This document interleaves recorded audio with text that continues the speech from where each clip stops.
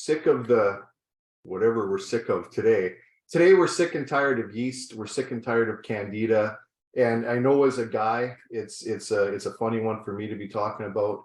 My name's Doug Godkin, and I'm here with Hey y'all, Bria Sharon Estep. excellent. So we want to talk about this, and we want to talk about the aspects to yeast and Candida that I'm going to say other people are afraid to talk about or just aren't getting talked about. And Bria here, she's a natural health practitioner. She spends her time in the trenches with men and with women, helping them uncover the secrets to their health and getting into better overall wellness. And we've got some gems I think we're going to share within this. But Bria, let's just talk about what you see with yeast and Candida and how you tackle that. And I'll talk about, later on sort of the things that we've seen and be able to help with people with. But let's just talk about the things that nobody else wants to talk about in this subject. Yeah, absolutely. Doug, I know we were talking before this recording started, and we were just talking about, I'm sick of people not talking about the things that need to be talked about. I'm sick of these conversations not being had. As an integrative health practitioner, yes, I have this conversation because most women aren't having it with their doctors because they don't feel comfortable with their doctors. Again, I'm not against the medical community. I believe doctors, again, for the most part, have our best interest at heart. They want to give us a drug and diagnosis, what most people want when you go into a doctor. So what are they going to do in the 10 minutes they have you with you, give you what they think that you want, a drug and a diagnosis, but there's not time for those conversations anymore, unfortunately. But I also want to say too, I know a lot of our men might be tuning out right now, but this isn't just a female issue. Yes, it is more prevalent in females. Yes, we see it a lot more in females, but guys, I know there's a lady in your life that you love, whether it be your mom, your sister, your girlfriend, your wife, whatever it may be. But this issue is affecting them, and it can also affect you too. I know a lot of men see it with they blame it on deodorants, yeast issues, and they think it's just their deodorant. I can only use a certain type of deodorant or something like that. That also is a yeast issue. So guys, don't quite tune us out quite yet. Yeah, and as guys, we also get it in those same kind of sensitive areas in the body that women get it from. And you'll hear guys talk about jock itch, you'll hear guys talk about chafing, they'll talk about these kind of things too. So, and it presents itself a lot of times in the same kind of feelings. And I don't want to think as a guy that we go through it nearly as harshly as a woman does, but men do get itching, they do get the burning, they do get those different sensations in that part of the body when they do have an outbreak. And one just simple little note here is what a lot of people don't realize too is yeast conditions get passed back and forth between partners. So just because a woman may be feeling the effects of it, she may be getting that from her male partner, and they're passing that back and forth through intercourse and wondering, why can't I overcome this? So when we look at a female that's starting to go through a course correction, let's say, or starting to help that part of the body, well, we also have to look at the partner to say, okay, this is in a lot of cases, this is something that a couple should consider going through if it's been something that's, that's been long lasting. Yeah, absolutely. And I think that we don't talk to our doctors, and we shy away from the fact that, yes, it is a couples issue, and it also is affecting our intimacy physically as well as emotionally. I know a lot of women that I work with in practice, they either are unable to be intimate with their partners or uncomfortable being intimate with their partners. And that can lead to a lot of issues down the road that affect, mental health as well. And truly that relationship. And it is an uncomfortable conversation to have. And being completely honest, I think Doug and I are a little uncomfortable right now, but we're sick of people not talking about it. So here we are. And I know, Doug, I'm sure you've seen it as well, but one of the first things I hear is, well, I've tried a Candida diet, but it doesn't work. Are you hearing that? I've heard that. I've heard everything from the cleanses, the diets, and I'm not going to pretend to be a doctor, and I'm not going to overrule what a doctor says, but we've got everything that the medical system offers. We've got everything that sort of the natural health space offers. And the one thing that I hear from women predominantly is they feel like a yo-yo. They're constantly back and forth and back and forth, and they almost feel a bit like a pincushion, I guess is the best way to say it. It's where, you know, the doctor's like, try this, try this, try this, try this. And it comes to a point where a lot of women, I feel, just throw their hands up in the air and give up. And they just, I end up working with women in sort of the worst end of the road situations. And we spent a lot of time, you know, prior to the world kind of going crazy 2 years ago, traveling and speaking, you know, predominantly in women's clinics. And, you know, I remember just the heart-wrenching stories. And I'm a big guy, like I'm a 6'3" big guy.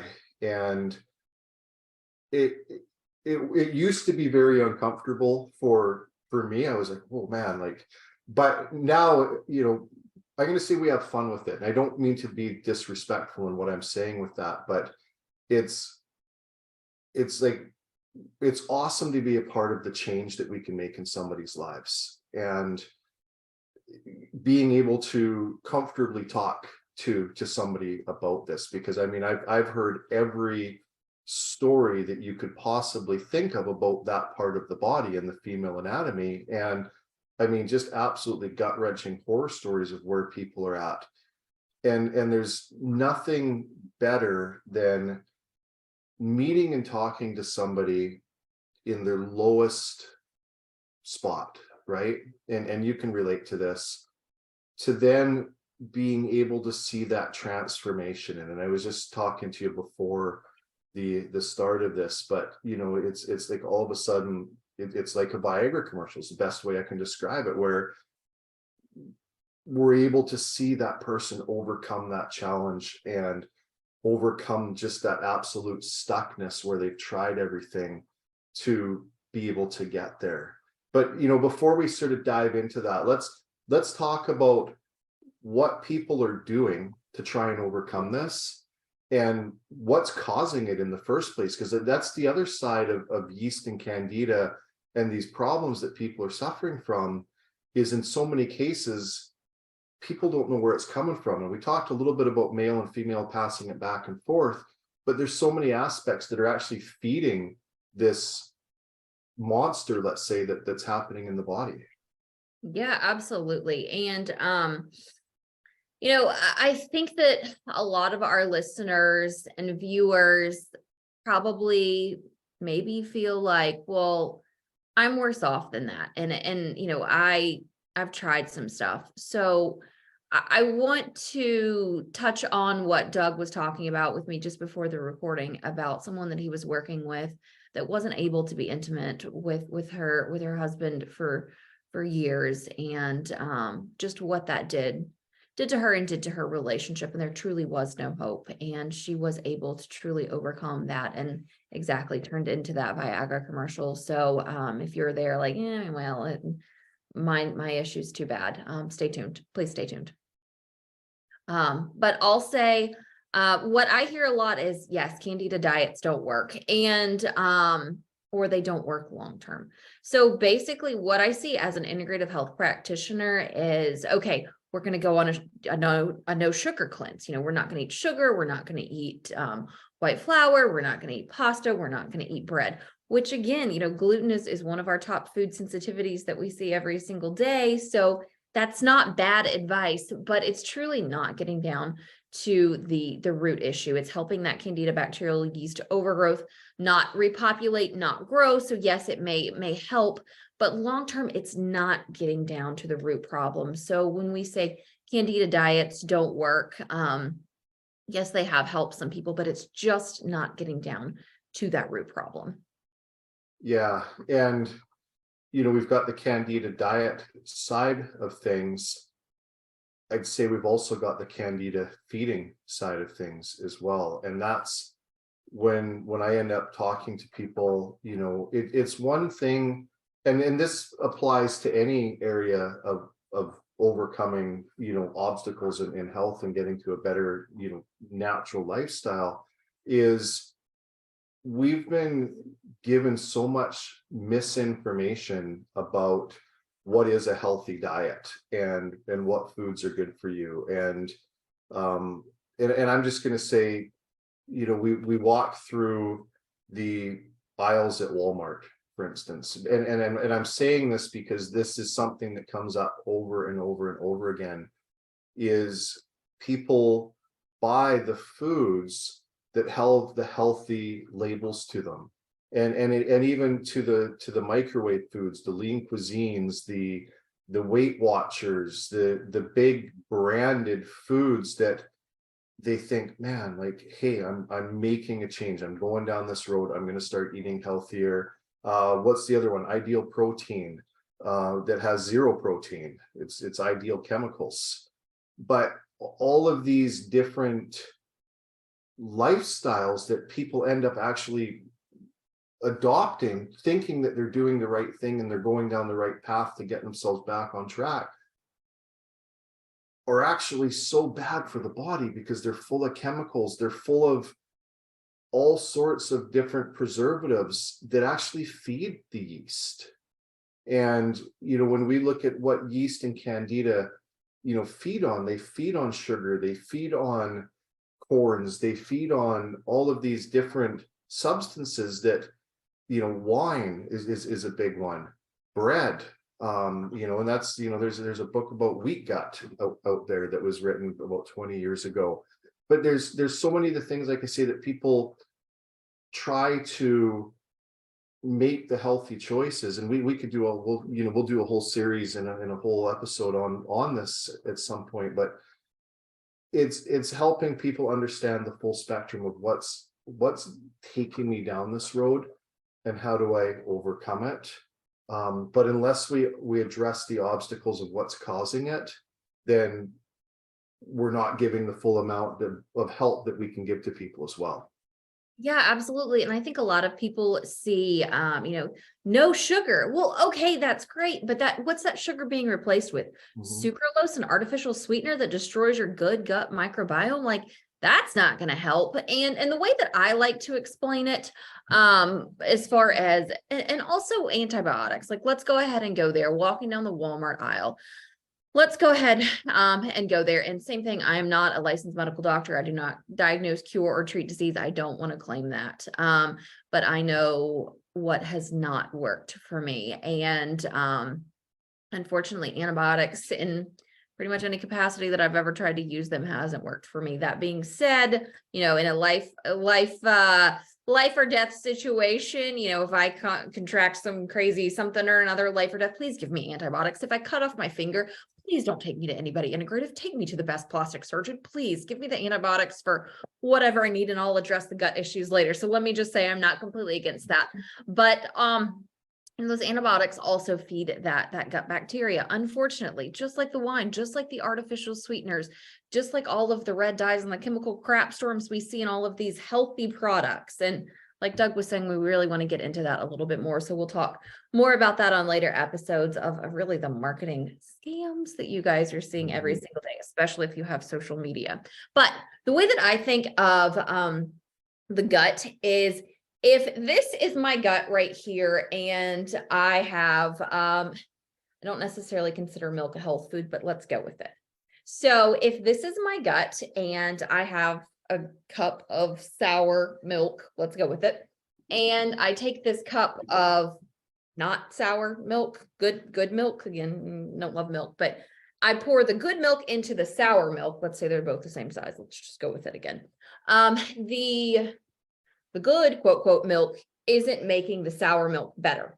The sour milk that's already in my gut is turning all of this bad. So what we want to talk about is getting again to that underlying root cause. And, it is multifactorial, but that's why an antibiotic doesn't serve everyone. I think that's the best way to put it. Because I am taking that bacteria and adding it to an already overpopulated sour milk environment, if that makes any sense. That's the way that I like to think of it. Again, I'm big on analogies, but that's one of the reasons why we see these over-the-counter medications not working. And that's why, a doctor's office will tell you, well, come in for the first one, and then you can just go over the counter and buy the stuff that you need for the recurrent ones, because they expect you to get recurrent ones. Mhm. Yeah, it's sad. And where's the hope in that? Right? Like if you're in that situation and you're going to the doctor and the doctor's saying like, I don't really know what I can do to help you. And then the pharmacist is saying, well, I don't really know what I can do to help you. Where does that leave you in trying to find an answer, right? And then you become, the guinea pig of, okay, I'll try this, I'll try this, I'll try this. And that's where after, enough dollars spent, enough time spent feeling the sensations that gives, the body in the different areas, this is where, like I say, when people get to us, they've literally thrown their hands up in the air as a last resort. And can you help me? Is there help, or am I, is this a sentence that I've got for the rest of my life? So I don't know if we want to go there. We can talk about silver and how it can help with yeast. Do you think it's a good time to introduce that? Absolutely. I think we've talked a lot about what doesn't work, what we've seen not work, what we're hearing doesn't work, what we've tried hasn't worked. Let's talk about what we can actually do that actually works. How do we get and this is just food for thought. This isn't a sales pitch by any means, but it's something to discuss. And I'm going to throw this in there. Don't take our word for it. Try it and get back to us. There we go. Perfect. So one of the things that nobody thinks about when it comes to yeast and candida, and it's never been talked about when it comes to yeast and candida, is actually structured silver. And here's an interesting, and I'm going to let the science talk for a second, just in regards to what silver is and how it's been used for many, many, many years. But if we go to PubMed, if we go to any of the leading research organizations, what we'll learn is silver naturally cleanses yeast, bacteria, fungus, and mold. And when we look at fungus and candida, there's many, many, many articles about what silver can do to cleanse that, as well as break through the biofilms. And when we look at the candida diet and we look at certain aspects of carrying or getting the body through that, those biofilms that surround the candida albicans are what make it unpenetrable for many foods and many regimens to try and work through. I like to think of it as like a shell, like basically a hard shell. Smarty. Yeah, like a turtle shell. You can't get to the turtle if the turtle's in the shell. Exactly. And we see the same thing with the antibiotic resistant bacteria now, which is really scaring people. So when we look at silver, and we look at silver differently than any other form of health, let's say, different than any vitamin, mineral, herb, botanical, silver is different and what's made it so, I'm going to say, popular for thousands and thousands of years is silver is the only element on the periodic table of elements that's actually missing an electron. So what does that have to do with candida? Well, when we look at that candy-coated shell, or we look at that turtle shell around a candida molecule that can't be penetrated, silver is not working itself from the outside in. It's working itself from the inside out by actually stealing the electrical property from that candida, causing it to rupture. So where so many different options of wellness have, I'm going to say, been unsuccessful or lightly successful at helping somebody through that, silver presents a whole new opportunity for somebody to look at caring for the body through these times with a whole different approach to how it functions in the body to start to course correct yeast and candida. And this is way out there for a lot of people because, like I say, it's not being talked about in the practitioner level. It's not being talked about in so many different conversations around wellness. And does that make it a bad thing? Actually, not at all. It just means it's a thing that the education hasn't caught up yet with the consumer and with the healthcare, like I say, professional, whichever kind of healthcare professional people are dealing with. But it hasn't caught up with that sort of mainstream conversation yet. So for a lot of people that are listening to this and watching, they're hearing this for the first time. They're actually hearing, I'd say, cutting edge information around the subject. So when we can get this, and you were talking about the milk there, the sour milk and the whole milk. So when we can get this into the digestive system, because yeast and candida isn't just an area that affects, the man parts and the woman parts and the other parts around the body. It's something that's throughout the body, and it's something that's really manifesting itself in the digestive system. And what we're getting, in the vaginal vault, in the areas of the man parts, is we're getting the effect into that area, but it's starting somewhere else, right? So if we can address the digestive system by actually helping combat the sour milk, let's say, of the digestive system, and taking the digestive system to a place where it's relaxed, is the best way I could say it, so that the immune system's functioning properly, the digestive system starts to function properly. We get the digestive system working for us rather than working against us.